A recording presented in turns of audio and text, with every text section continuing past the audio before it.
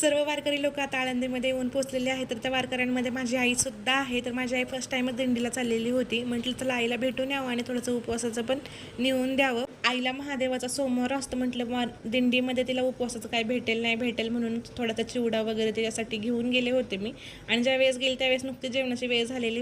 आईने जेवणासाठी आग्रह केला आणि आजूबाजूच्या लेडीज होत्या त्यांनीही आग्रह केला. आणि तिथं नियमच होता की कुणाची फॅमिली वगैरे भेटायला आली तर त्यांना खाल्ल्याशिवाय कुणाला पाठवायचं नाही. म्हणून म्हटलं त्याला जेवण करून घ्यावं. तर जेवणामध्ये वांग्याची भाजी, चपाती, वरण भात, जिलेबी आणि पापड होता. एक नंबर जेवण झालेलं होतं.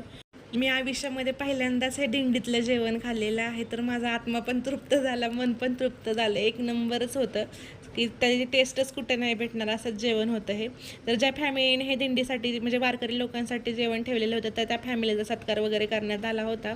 माझी आई ज्ञानेश्वर महाराजांच्या पालखीसोबत चाललेली आहे. तर उद्या आळंदीवरून ज्ञानेश्वर महाराजांच्या पालखीचं प्रस्थान होईल. आणि तुम्हाला जर हा व्हिडिओ आवडला चॅनलला लाईक